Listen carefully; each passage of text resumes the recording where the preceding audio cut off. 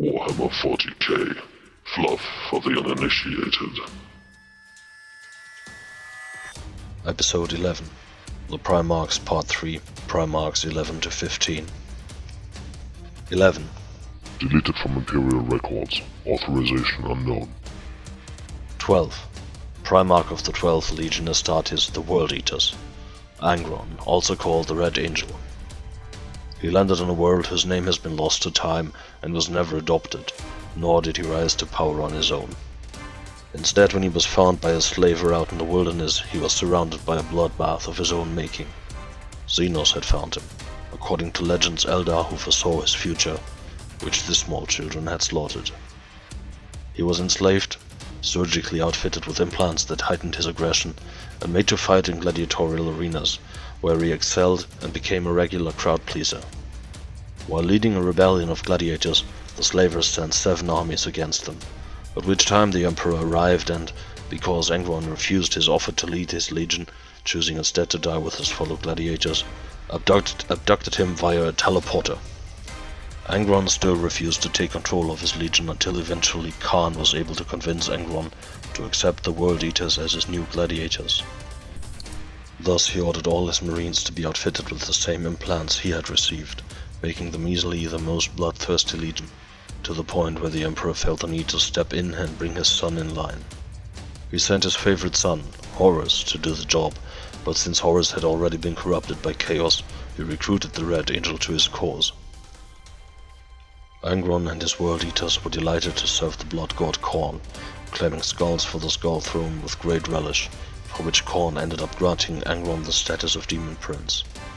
Angron still to this day wages war against the Imperium, if only for the bloodshed rather than any serious political agenda.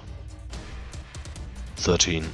Primarch of the 13th Legion Astartes, the Ultramarines, Reboot Guilliman, also called Papa Ultra Smurf.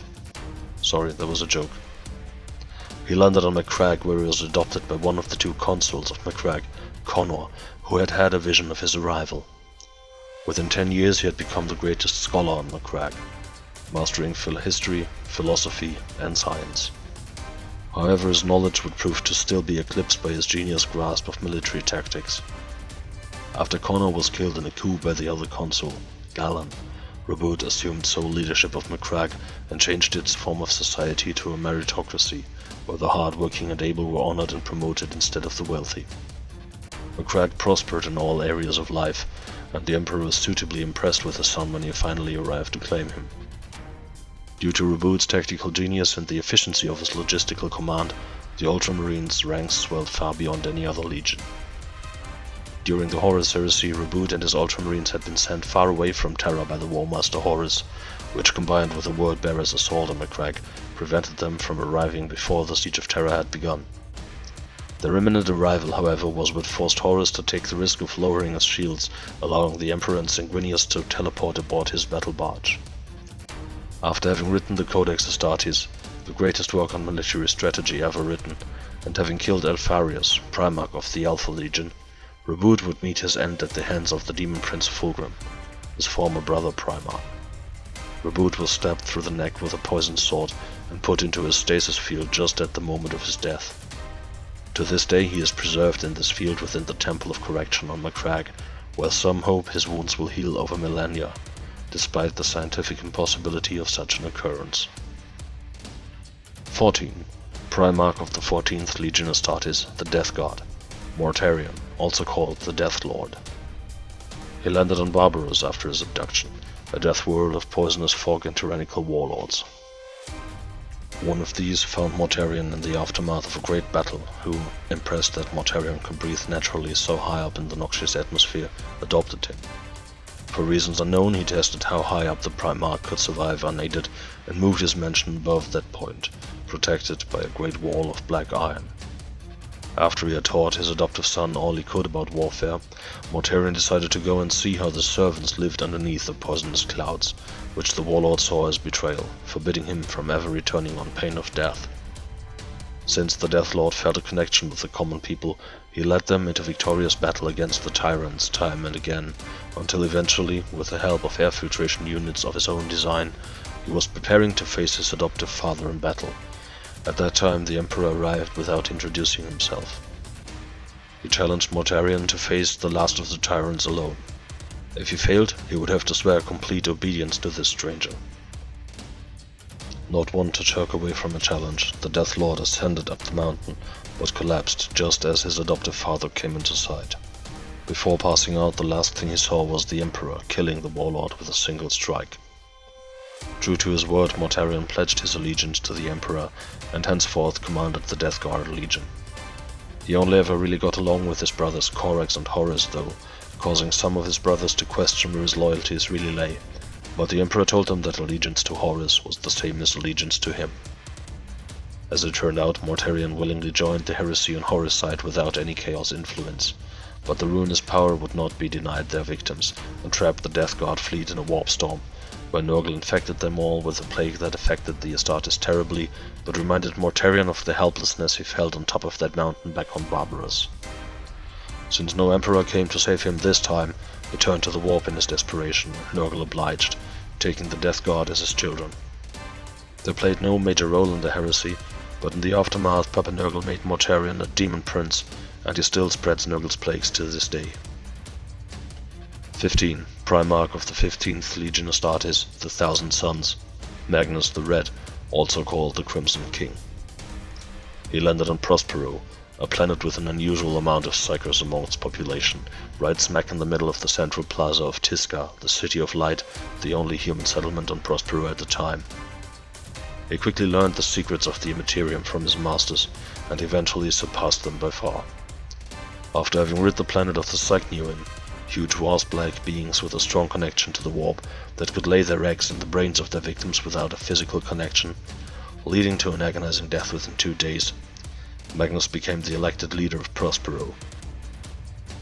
Endeavors of the mind prospered, as did the people themselves and the experience and might of their psychers. Magnus became recklessly convinced that he was stronger than the warp and could control it as long as he remained vigilant.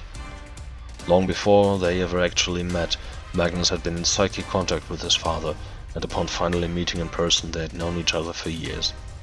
However, the Emperor warned his son not to trifle with the gifts of the Imperium.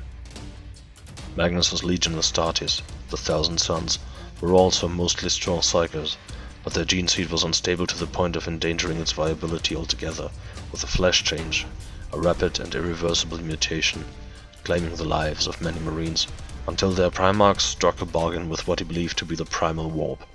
In exchange for his right eye, including the eye socket, he stabilized the Legion's gene seed. For the longest time, Magnus did not fully understand the ramifications of this action, for his bargaining partner was Tzeentch, the Chaos God of Change. Feeling reassured in the usefulness of his psychic gifts, Magnus actively sought to further his and his Legion's mental power.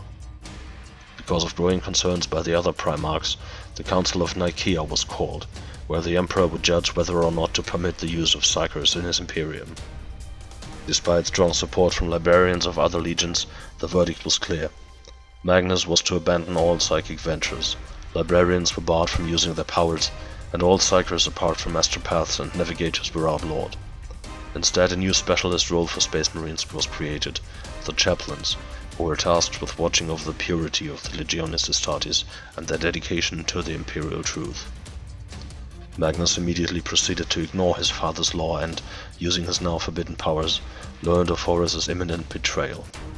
He decided that this was the perfect opportunity to convince the Emperor of the importance of psychers, and immediately conducted a ritual to send a message to Terra, strong enough to break through the psychic wards the Emperor had erected. He never imagined that it would be this action that would actually ruin the Emperor's great plan and help Horus's cause like no other single deed. This astropathic message was so strong that it shattered the protective wards with ease, but also disrupted the difficile rituals the Emperor was conducting to create an addition to the Eldar webway that would make this safe transportation network through the warp accessible to mankind. For this transgression, the Emperor branded Magnus a traitor to the Imperium and, failing to believe that his most beloved son Horus could actually be preparing to betray him, sent the Space Wolves Legion under their Primarch Leman Russ to bring Magnus and his Thousand Sons to justice. Meanwhile, Magnus had finally realized that he had been a pawn in the game of Tzeentch and lost his will to struggle. He thought he deserved his punishment and decided not to warn his legion of their imminent doom. Right at the end, with most of his Astartes slain and himself blinded by the Wolf King, his spine shattered and his need to live rekindled, he pledged himself and what remained of his legion to Tzeentch. At once, Tisca, the City of Light, was transported to a demon world, and Magnus was made the demon prince of Tzeentch. During the heresy, the Thousand Sons fought alongside Horus. In the aftermath of their defeat, the legion retreated back to their demon world, now called the Planet of the Sorcerers, where Tzeentch bestowed another gift upon them, the full return of their gene seed damage. One of the Thousand Sons' most reputed captains, Isaac Araman, conducted a ritual to rid his brothers of this mutation and succeeded, but not in the way he imagined. Those whose psychic abilities were too weak were turned to dust, their armors magically sealed shut, now animated by the souls trapped, never to be released until the armor was shattered. Those with strong psychic abilities received a further boost to their psychic might, splitting the legions into scarily powerful psychers and undead automatons. Magnus attempted to make Araman pay for this act, but was stopped by Tzeentch personally, who still required Araman for his further schemes. Araman and his collaborators were exiled, and since roamed the galaxy searching for knowledge about the Immaterium. The Demon Prince Magnus is still alive today, plotting his revenge from the top of his Tower of the Cyclops on the Planet of the Sorcerers.